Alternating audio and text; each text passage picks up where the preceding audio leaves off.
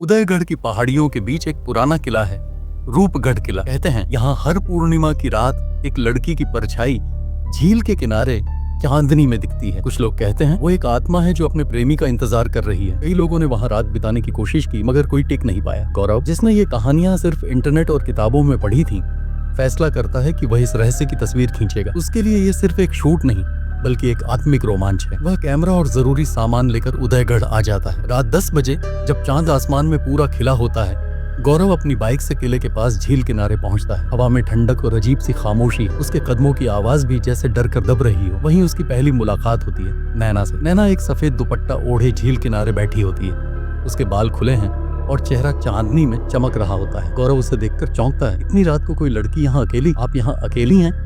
गौरव धीरे से पूछता है। नैना मुस्कुराकर कहती है, चांदनी रात में तन्हाई भी दोस्त लगती है। आप, मैं फोटोग्राफर हूँ, ये जगह मुझे खींच लाई। नैना थोड़ी देर चुप रहती है, फिर कहती है, यहाँ जो भी आता है वो कुछ न कुछ खोकर ही लौटता है। गौरव को उसकी बात अजीब लगती है, लेकिन नैना की आंखों में कोई गहरा दर्द छुपा है जिसे वह समझ नहीं पाता। रात के 12 बजते हैं। नैना अचानक खड़ी होती है और बिना कुछ कहे झील की ओर चल पड़ती है। गौरव उसे रोकना चाहता है मगर वह उसकी आंखों से ओझल हो जाती है जैसे वो कभी थी ही नहीं। गौरव को एहसास होता है कि वो जो मिला वो इंसान था या कुछ और। गौरव की आंखों में रात का वो चेहरा जैसे जम गया हो। सफेद दुपट्टे में झील किनारे बैठी लड़की, उसकी मुस्कान, उसकी आंखें, और फिर अचानक यूं गायब हो जाना जैसे हवा में घुल गई हो। सुबह की हल्की धूप झील पर पड़ी तो उसका सारा रहस्य जैसे और भी गहरा हो गया। गौरव ने कैमरे की तस्वीरें एक एक करके देखी। पानी, पेड़, चांदनी, सब कुछ था मगर नैना की एक भी तस्वीर नहीं थी। गौरव ने स्थानीय गांव वालों से पूछताछ शुरू की। किसी ने हंस कर टाल दिया, किसी ने डर के मारे मुंह फेर लिया। एक बूढ़ा बाबा जो मंदिर के पास बैठा धूप सेंक रहा था, गौरव को घूरता रहा। उस झील के पास गया था, है ना? बाबा की आवाज में कंपन था। हाँ बाबा, मैं वहाँ रात को गया था। एक लड़की मिली थी मुझे, सफेद दुपट्टा पहने थी। गौरव की सांस थम गई। हाँ, लेकिन वो अचानक चली गई और कैमरे में उसकी फोटो तक नहीं आई। बाबा कुछ देर चुप रहा, फिर बोला, वो आत्मा है बेटा। नैना नाम था उसका। कोई 30 साल पहले इसी किले में शादी होने वाली थी उसकी, लेकिन दुल्हन बनकर वो इंतजार करती रही और लड़का लौटकर नहीं आया। वो झील में कूद गई और तब से हर पूर्णिमा की रात वहाँ बैठती है उसी दुपट्टे में। गौरव के लिए ये सब एक डरावनी कहानी जैसी लग रही थी मगर पिछली रात जो हुआ वो झूठ नहीं था। उसी शाम गौरव फिर से किले की तरफ गया। दिन में सब कुछ अलग लगता था मगर झील के पास की हवा अब भी ठंडी और भारी थी। वो वहीं बैठ गया जहाँ नैना बैठी थी। हाथ में वही कैमरा था लेकिन अब उसका मकसद बदल गया था। उसे नैना से दोबारा मिलना था। रात होते होते आसमान फिर से चांद से भर गया। झील के पानी पर चांद का अक्स थिरक रहा था। गौरव की आंखें थक चुकी थीं लेकिन दिल अब भी उम्मीद में था। और फिर वही ठंडी हवा का झोंका और वही जानी पहचानी खुशबू। वो वहीं खड़ी थी, मुस्कुरा रही थी। गौरव ने आंखें मसल ली। फिर मिल गए हम। नैना ने धीरे से कहा, तुम कौन हो? सच बताओ, क्या सच जान पाओगे? उसकी मुस्कान में एक उदासी थी। गौरव ने उसकी आंखों में देखा। इस बार डर नहीं था, सिर्फ सवाल थे। मैं जानना चाहता हूँ। गौरव की आवाज में दृढ़ता थी। तो सुनो, एक अधूरी दुल्हन हूँ मैं। मेरा प्यार अधूरा था, मेरी शादी अधूरी थी और मेरी आत्मा भी। मैं इंतजार कर रही हूँ उस पल का जब कोई मेरी कहानी को पूरा करेगा। गौरव ने उसकी आंख थामी। वह सचमुच आत्मा थी मगर उसकी मौजूदगी में अजीब सी शांति थी। क्या मैं तुम्हारी कहानी का हिस्सा बन सकता हूँ? नैना की आंखों में चमक आ गई मगर उस चमक में एक चेतावनी भी थी। अगर बनना चाहो तो ये रास्ता आसान नहीं। गौरव ने सिर झुका लिया। शायद उसने तय कर लिया था अब ये सिर्फ एक फोटोग्राफर की यात्रा नहीं थी, ये एक आत्मा के अधूरे प्यार की तलाश थी और वो इसके लिए तैयार था। अगली रात गौरव ने खुद को तैयार किया जैसे कोई अनजानी यात्रा पर निकल रहा हो। कंधे पर कैमरा था लेकिन अब उसका उद्देश्य केवल तस्वीरें लेना नहीं था, वो नैना की दुनिया में उतरना चाहता था। दिन भर उसने पुरानी लाइब्रेरी में बैठकर रूपगढ़ किले के इतिहास के पन्ने खंगाले। वहाँ एक धुंधली सी किताब मिली, प्रेम और परछाइयां, जिसमें 30 साल पुराना एक किस्सा दर्ज था। नवयुवक राजवीर और युवती नैना का विवाह तय था मगर विवाह की रात राजवीर गायब हो गया। नैना ने प्रतीक्षा की और अंततः उसी दुल्हन के वस्त्र में झील में कूद गई। तब से झील के किनारे एक परछाई हर पूर्णिमा की रात बैठती है। गौरव की सांसें तेज हो गईं। कहानी वही थी मगर अब वह इसका किरदार बनने जा रहा था। शाम होते ही वह फिर उसी स्थान पर गया। रात की ठंडी हवा में झील का पानी रहस्यमयी चमक में लिपटा हुआ था। गौरव की आंखें हर हलचल पर टिकी थीं। अचानक वही खुशबू, वही ठंडक। तुम फिर आए। नैना उसकी ओर देख रही थी जैसे किसी पुराने वादे को दोहरा रही हो। मैं तुम्हारे अतीत को जानना चाहता हूँ, पूरा सच। नैना कुछ देर चुप रही, फिर वह गौरव का हाथ पकड़कर झील की ओर बढ़ने लगी। अगर सच जानना चाहते हो तो मेरे साथ उस जगह चलो जहाँ मेरी कहानी शुरू हुई थी। वह दोनों किले की पिछली ओर बने खंडहर नुमा एक कमरे में पहुंचे। पत्थरों पर किसी समय की सजावट के निशान बाकी थे। दीवारों पर हल्के रंग में कुछ अधूरी मेहंदी के जैसे पैटर्न बने थे। यही मेरी मेहंदी रचाई गई थी। नैना की आंखों से एक आंसू टपक पड़ा। यही मैंने उसका इंतजार किया था और यही मुझे पता चला कि वो कभी लौटने वाला नहीं था। क्या वो तुम्हें छोड़ गया था? गौरव ने पूछा। नैना की आंखों में नाराजगी नहीं, बस टूटी हुई उम्मीदें थी। नहीं, उसने मुझे छोड़ा नहीं था, उसे मारा गया था। गौरव की आंखें फटी की फटी रह गईं। क्या? हाँ, और उसी की लाश आज भी किले के तहखाने में दबी है, जहाँ कभी किसी को जाने की इजाजत नहीं। किसने मारा उसे? नैना ने गौरव की ओर देखा, जैसे कोई राज खोलने से पहले तसल्ली लेना चाहती हो। जिसे मैंने सबसे ज्यादा अपना समझा था, मेरे ही परिवार ने। गौरव को ऐसा लगा जैसे जमीन हिल गई हो। भूतिया कहानी अब एक खौफनाक हत्या की ओर मुड़ चुकी थी। मैं इंसाफ चाहती हूँ गौरव, मेरी आत्मा तभी मुक्त होगी। गौरव ने उसकी ओर देखा और पहली बार उसे किसी आत्मा से नहीं, एक लड़की से प्यार हो गया था। मैं वादा करता हूँ नैना, तुम्हें इंसाफ मिलेगा। नैना की आंखों में आंसुओं की जगह उम्मीद थी। अचानक तेज हवा चली और नैना की परछाई दीवार पर नाचने लगी। गौरव ने जैसे महसूस किया वो अब उसकी नहीं, बल्कि किसी और की ओर इशारा कर रही थी। वो आ गया। नैना की आवाज डरी हुई थी। कौन? जो नहीं चाहता कि ये राजा कभी बाहर आए। गौरव ने पलट कर देखा। काले साए जैसी आकृति धीरे धीरे उनकी ओर बढ़ रही थी। झील की हवा अब सर्द से बर्फीली हो गई थी और उस क्षण गौरव को समझ में आ गया, नैना की लड़ाई अब उसकी भी बन चुकी थी। गौरव उस साए को घूरता रहा। उसकी सांसें जैसे जमी हुई थी। वो परछाई इंसान की लगती थी, मगर उसकी चाल में कुछ ऐसा था जो किसी भी जिंदा इंसान जैसा नहीं था। ये कौन है नैना? उसकी आवाज कांप रही थी। ये वही है जिसने राजवीर को मारा और अब मुझे रोकना चाहता है। हर बार जब कोई मेरी सच्चाई जानने की कोशिश करता है, ये उसे खत्म कर देता है। गौरव ने पीछे देखा। नैना अब नहीं थी। नैना? वह चिल्लाया, मगर सिर्फ सन्नाटा जवाब बना। परछाई अब और पास आ चुकी थी। गौरव ने अपने कैमरे की फ्लैश जलाई और उसी क्षण एक झटका महसूस किया। उसकी आंखें अचानक अंधेरे में डूब गईं। सब कुछ काला हो गया। जब गौरव को होश आया, वह झील किनारे पड़ा था। चारों तरफ सन्नाटा था। शरीर में दर्द हो रहा था, मगर होश पूरी तरह सलामत था। उसने झील की ओर देखा। चांद अब भी वैसे ही चमक रहा था, लेकिन नैना कहीं नहीं थी। गौरव ने उठकर उस खंडहर की तरफ दौड़ लगाई। अंदर सब वैसा ही था, लेकिन दीवार पर एक नया निशान उभरा हुआ था। खून से लिखा एक वाक्य, वो अब भी यही है। गौरव समझ गया, ये परछाई कोई आत्मा नहीं थी, ये कोई बुरी शक्ति थी जो इस रहस्य को दबाए रखना चाहती थी। अगली सुबह गौरव ने शहर की तरफ रुख किया। वहाँ के अखबार, ऑफिस, पुलिस रिकॉर्ड और पुरानी फाइलें खंगालने लगा। 3 दिन की मशक्कत के बाद एक रिपोर्ट मिली। राजवीर की गुमशुदगी के बाद किसी नौकर की लाश भी मिली थी जो किले में काम करता था। उस नौकर का नाम था रघु। गौरव की आंखों में चमक आ गई। शायद रघु ने कुछ देखा था और उसे भी मार दिया गया था। गौरव वापस किले लौटा। इस बार वो तहखाने की ओर बढ़ा, वही जगह जहां नैना ने कहा था कि राजवीर की लाश छुपाई गई थी। पुरानी दीवारें, टूटी हुई सीढ़ियां और एक लोहे का बंद दरवाजा। गौरव ने जैसे तैसे दरवाजा खोला। एक भारी सी सीलन भरी हवा भीतर से निकली। टॉर्च जलाकर वह धीरे धीरे नीचे उतरा। भीतर अंधेरा था और सन्नाटा। काफी आगे जाने पर एक जगह की दीवारें अजीब तरह से काली थीं, जैसे किसी ने आग लगाई हो। वहां जमीन पर खुदाई के कुछ निशान थे। गौरव खुदाई में लग गया। करीब 2 घंटे बाद उसे कुछ मिला। एक सड़ी हुई हड्डी, एक लोहे की अंगूठी और एक सिक्का जिस पर राजघराने की मुहर थी। ये राजवीर का है। पीछे से एक जानी पहचानी आवाज आई। गौरव पलटा। नैना थी। इस बार वो और ज्यादा वास्तविक लग रही थी, जैसे उसके साथ हर रात सामने आते ही उसकी आत्मा और जीवित होती जा रही हो। अब हमें सबूत मिल गया है, मैं तुम्हें पूरी सच्चाई दिखा सकती हूँ। गौरव ने उसकी ओर हाथ बढ़ाया। तभी फिर से एक परछाई सामने आई, इस बार और भी गुस्से में। तुमने हिम्मत कैसे की?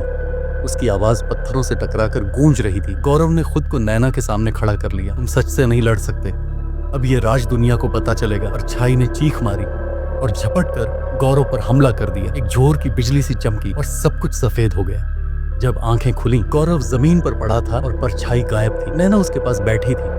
उसकी मुस्कान में अब शांति थी। तुमने मुझे इंसाफ दिला दिया, अब मैं मुक्त हूँ गौरव। गौरव की आंखें नम हो गईं, मगर उसके होंठ मुस्कुरा रहे थे। क्या तुम अब कभी वापस नहीं आओगी? नैना ने अपना हाथ गौरव के चेहरे पर फेरा। उसकी उंगलियों का स्पर्श अब गर्म था। अगर सच्चा प्यार था तो मैं हमेशा यहीं रहूंगी तुम्हारे साथ। और वो एक चमकती रोशनी में बदलकर गायब हो गई। गौरव ने आंखें बंद कर ली, जैसे उस रोशनी को अपने भीतर समेट लिया हो। गौरव 3 दिन बाद शहर लौटा, मगर अब वो वही इंसान नहीं था। उसकी आंखों में एक रहस्य था जिसे वो सिर्फ महसूस कर सकता था, बता नहीं सकता था। नैना की आखिरी मुस्कान, उसका वादा और वो रोशनी, सब कुछ एक अधूरी कविता की तरह उसके मन में गूंज रहा था। लेकिन कहानी यहीं खत्म नहीं हुई थी। नैना की आत्मा को शांति जरूर मिल गई थी, पर न्याय अब भी अधूरा था। राजवीर के हत्यारे को सजा नहीं मिली थी। उसकी हत्या को अब तक सिर्फ एक गुमशुदगी का केस माना गया था और गौरव को पता था अगर वो चुप रहा तो सब कुछ फिर अंधेरे में चला जाएगा। उसने तहखाने से मिली अंगूठी, सिक्का और हड्डियों के टुकड़ों को एक फोरेंसिक लैब में जांच के लिए भेज दिया। रिपोर्ट आई, ये अवशेष 25 से 30 वर्ष पुराने हैं और मृतक का डीएनए स्थानीय राजघराने से मेल खाता है। गौरव के पास अब पक्के सबूत थे। अब उसने एक ब्लॉग पर पूरी कहानी लिखी। उसने तस्वीरें, दस्तावेज और रिपोर्ट भी शेयर की। ब्लॉग रातों रात वायरल हो गया।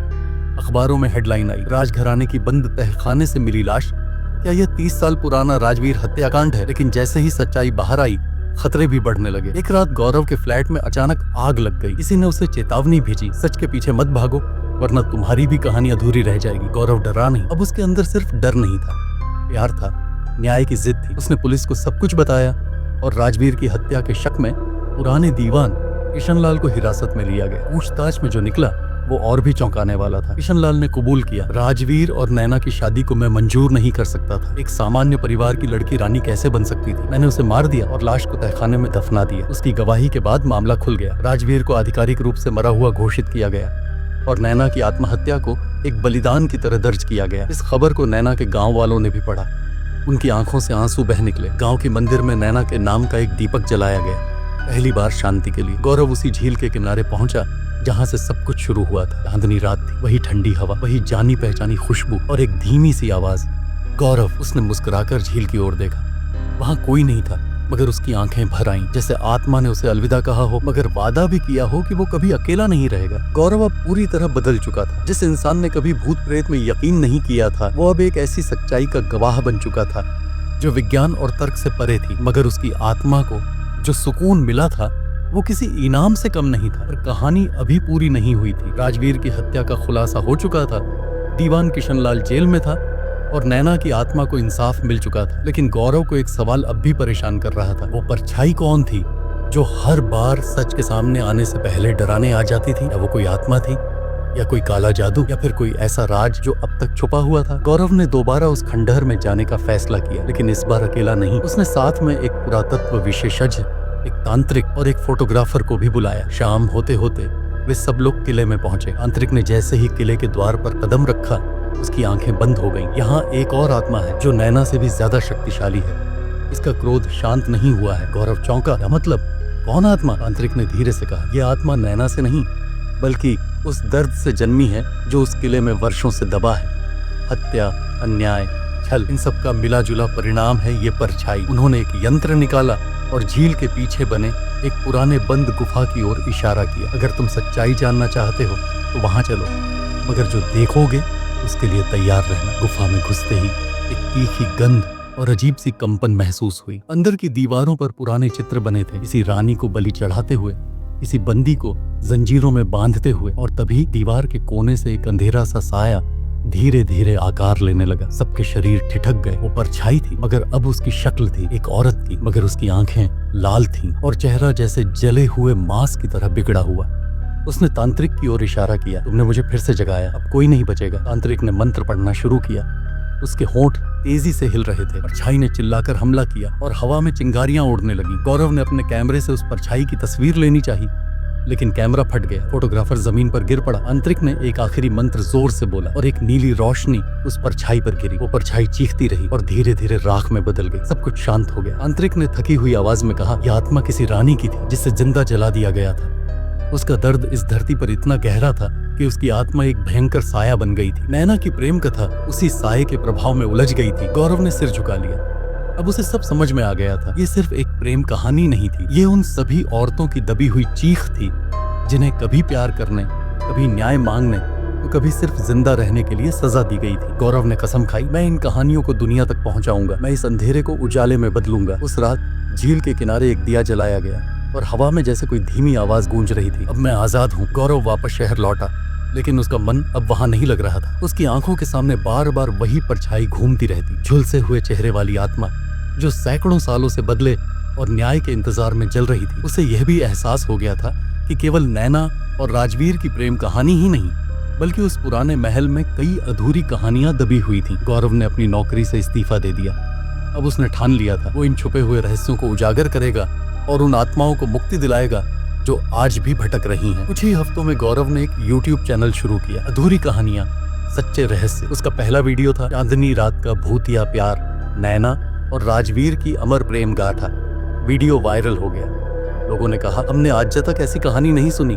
आंखें भर आईं। क्या ये सच्ची घटना है? गौरव के पास अब हर हफ्ते नए मेल आने लगे। किसी पुरानी हवेली में रहस्यमयी घटनाएं हो रही हैं, किसी गांव में एक लड़की की आत्मा दिखती है, किसी पुल के नीचे चीखें सुनाई देती हैं। मगर एक मेल ने गौरव को फिर से हिला दिया। मेल किसी अनाम व्यक्ति का था। उसमें सिर्फ एक लाइन लिखी थी, नैना की आत्मा पूरी तरह मुक्त नहीं हुई है, वो फिर से उस झील के पास देखी गई है। गौरव को यकीन नहीं हुआ। उसने तुरंत वहां लौटने का फैसला किया। इस बार उसके साथ सिर्फ एक कैमरा और उसकी डायरी थी। रात के 2 बजे झील के किनारे पहुंचकर वो रुका। हवा में अजीब सी नमी थी, जैसे कोई रो रहा हो। झील का पानी ठहरा हुआ था और चांदनी बिल्कुल वैसी ही थी जैसी उस रात थी। गौरव ने झील के पास वो जगह देखी जहाँ नैना अक्सर बैठा करती थी। वहाँ आज भी किसी के बैठने के निशान थे और एक गुलाब पड़ा था, ताजा गुलाब। गौरव की सांसें थम गई। नैना, उसने धीमे से पुकारा। झील की लहरों ने हल्का कंपन किया और फिर झील के बीचों बीच एक धुंधली आकृति बनने लगी। वो नैना ही थी। उसकी साड़ी की कोरें झील के पानी से बह रही थी, बाल बिखरे थे, आंखों में वही खालीपन, लेकिन इस बार उसके चेहरे पर एक अजीब सी बेचैनी थी। गौरव, वो बोली, तुमने मुझे न्याय दिलाया, मगर मेरा इंतजार अब भी अधूरा है। गौरव हैरान था। क्या मतलब नैना? इसका इंतजार? नैना ने धीरे से कहा, राजवीर, मेरी आत्मा तब तक पूरी तरह मुक्त नहीं हो सकती जब तक मैं उससे आखिरी बार न मिल लूं। गौरव की आंखें भर आईं। लेकिन वो तो अब इस दुनिया में नहीं है। नैना ने सिर झुका लिया। मगर उसकी आत्मा आज भी इस किले के एक कोने में कैद है, जिसे कभी खुला ही नहीं। गौरव समझ गया, एक और सफर उसका इंतजार कर रहा है। गौरव ने उस रात फैसला कर लिया, चाहे जो भी हो, वो राजवीर की आत्मा को ढूंढ निकालेगा। अगर नैना की आत्मा को पूर्ण मुक्ति दिलानी है तो राजवीर की आत्मा को भी चैन मिलना चाहिए। सुबह होते ही वो फिर से उसी पुराने किले में पहुंचा, लेकिन इस बार सब कुछ बदला बदला सा लग रहा था। हवा और भी भारी थी, दीवारों पर काई और गहराई से जमी हुई थी, और वो दरवाजा जिसे पहले कभी नहीं देखा था आज खुद ब खुद खुला मिला। गौरव ने अपने कैमरे की लाइट ऑन की और धीरे धीरे उस कमरे में कदम रखा। कमरे के अंदर धूल और जाले ही नहीं, बल्कि समय की सड़न महसूस हो रही थी। दीवारों पर टूटे हुए चित्र थे, जिनमें एक योद्धा और एक स्त्री के बीच प्रेम दृश्य दिखाए गए थे। गौरव समझ गया, ये राजवीर और नैना के ही चित्र थे। अभी एक ठंडी लहर उसकी पीठ से टकराई। उसने पलट कर देखा और सामने खड़ा था राजवीर। राजवीर की आत्मा धुंधली थी, पर चेहरे पर वही दर्द, वही प्यार और वही बेचैनी थी। गौरव, उसकी आवाज जैसे समय के भीतर से आ रही थी। मैं उस रात बहुत कुछ कहना चाहता था नैना से, पर कह नहीं पाया। गौरव की आंखें नम हो गईं। राजवीर, नैना आज भी तुम्हारे लिए उसी झील के पास इंतजार कर रही है। उसकी आत्मा ने आज तक तुम्हारा प्यार नहीं छोड़ा। अगर तुम चाहो तो आज रात तुम दोनों की आत्माएं मिल सकती हैं। राजवीर की आंखें भर आईं। क्या वो मुझे माफ करेगी? गौरव ने सिर हिलाया। उसका इंतजार ही उसकी माफी है। गौरव ने वही कैंडल, वही फूल और वही पगडंडी दोबारा तैयार की, जैसे नैना की आत्मा को पहली बार बुलाया था। रात के ठीक 12 बजे झील के किनारे वही चांदनी, वही ठंडी हवा और सामने नैना, और झील के बीच से आता हुआ राजवीर। दोनों आत्माएं आमने सामने थीं। सन्नाटा था, सिर्फ पानी की धीमी लहरें और दिल की धड़कनें। राजवीर ने कहा, मुझे माफ कर दो नैना, मैं तुम्हें बचा नहीं सका। नैना ने उसकी ओर कदम बढ़ाया। तुम्हारी गलती नहीं थी, हमारी किस्मत को किसी और की नजर लग गई थी। वो धीरे धीरे पास आए। दोनों की आत्माएं मिल गईं और उसी पल चांद की रोशनी और भी तेज हो गई। गौरव के सामने ही एक चमकती हुई रोशनी में दोनों आत्माएं हवा में उठी और धीरे धीरे एक सफेद रेखा में विलीन हो गई। सब कुछ शांत हो गया। गौरव की आंखों से आंसू बह रहे थे। उसने आसमान की ओर देखा और एक चमकते तारे को गिरते हुए देखा। उसने बुदबुदाकर कहा, अब तुम दोनों सच्चे प्यार की तरह अमर हो गए। गौरव ने सोचा था कि नैना और राजवीर की आत्माएं मुक्त होकर हमेशा के लिए शांत हो गई होंगी, लेकिन अगले ही दिन जब वह अपने होटल लौट रहा था, एक बुजुर्ग औरत रास्ते में उसे रोककर खड़ी हो गई। उसकी आंखों में डर भी था और कोई अनकही बात। तुम वही हो ना जिसने नैना और राजवीर को मिला दिया? उस औरत ने कांपती आवाज में पूछा। गौरव थोड़ा चौंका, लेकिन जवाब दिया, हाँ, लेकिन आप कौन हैं? उसने धीरे से गर्दन झुकाई और कहा, मैं उस जमाने की सेविका हूँ जो महल में राजघराने के बच्चों की देखभाल करती थी। मैंने नैना को बड़ा होते देखा है। उसकी आंखों में हमेशा राजवीर ही बसता था। गौरव ध्यान से सुन रहा था। और तुम्हें एक बात नहीं पता, नैना और राजवीर की मौत एक हादसा नहीं थी। किसी ने जानबूझकर करवाया था ताकि वो दोनों कभी साथ न रह सकें। गौरव की आंखें चौड़ी हो गईं। इसने राजघराने के वर्तमान वंशज, जिन्हें डर था कि अगर यह प्रेम कहानी सामने आ गई तो उनकी सत्ता, उनकी प्रतिष्ठा और राज की परंपरा पर कलंक लग जाएगा। गौरव अवाक रह गया। यानी इस प्रेम कहानी को खत्म करना सिर्फ सामाजिक नहीं, राजनीतिक फैसला भी था। तुम्हें अगर सच्चाई जाननी है, औरत ने आगे कहा, तो महल के तहखाने में एक पुराना संदूक है। उसमें कुछ ऐसे दस्तावेज छुपे हैं जो अब तक किसी को नहीं दिखाए गए। गौरव उसी शाम दोबारा महल पहुंचा। एक बार फिर उसी अंधेरे तहखाने में गया जहां आज तक किसी ने जाने की हिम्मत नहीं की थी। दीवारों को खुरचते, जमीन को टटोलते हुए उसे एक पत्थर की सिल मिली जो बाकी फर्श से थोड़ी अलग थी। उसने पूरा जोर लगाकर उसे हटाया और नीचे एक लकड़ी का संदूक निकला। संदूक खोलते ही धूल उड़ गई, लेकिन भीतर से जो निकला वो चौंकाने वाला था। पुराने पत्र, सील किए हुए आदेश पत्र और एक डायरी। डायरी में एक आदमी ने अपने अपराध कबूले थे। मैंने नैना को जहर दिया था, मैंने झील में उसे धक्का दिया, राजवीर को बंद कमरे में तड़पा तड़पा कर मारा, क्योंकि मैं नहीं चाहता था कि वो मेरे बेटे की जगह राजगद्दी का उत्तराधिकारी बने, क्योंकि एक नौकर की बेटी से प्रेम कर लेना हमारे खून की शुद्धता को मिटा देता। गौरव के हाथ कांपने लगे। इतने सालों तक ये राज छुपा रहा, इतने प्यार, इतनी आत्माएं और इतनी पीड़ा, सब सिर्फ एक जाति, एक खून और एक कुर्सी के लालच में। गौरव को अब समझ आ गया था, नैना और राजवीर की आत्माओं को पूरी मुक्ति तभी मिलेगी जब यह सच्चाई दुनिया के सामने लाई जाएगी। उसने इन सारे सबूतों को समेटा, कैमरा ऑन किया और बोला, अब इस प्रेम गाथा का अंतिम अध्याय दुनिया देखेगी और जो अन्याय इन आत्माओं पर हुआ उसका इंसाफ अब होगा।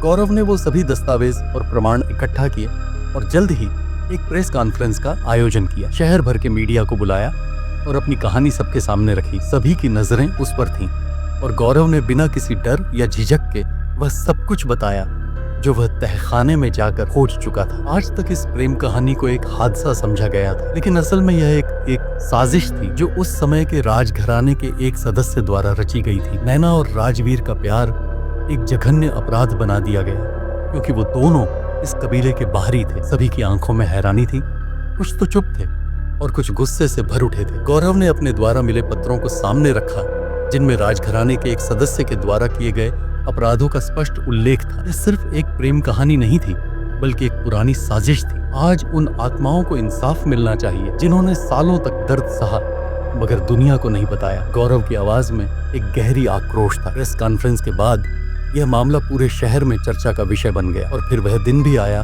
जब सरकार ने राजघराने के खिलाफ जांच शुरू की और आरोपित सदस्य को सजा दिलवाई। साथ ही महल में ऐतिहासिक दस्तावेजों के बीच और गहरे राज खोले गए। एक लंबे समय से दबाए गए सच्चाई के कारण पूरे परिवार को अदालत में पेश होना पड़ा और उसे पूरी सजा दिलवाई गई। गौरव को मीडिया में खूब तारीफ मिली। उसकी साहसिकता और सत्य को सामने लाने की कोशिश ने उसे हीरो बना दिया था। लेकिन गौरव की खौशी का कारण कुछ और था। वह जानता था कि अब नैना और राजवीर की आत्माएं मुक्ति पा चुकी थीं।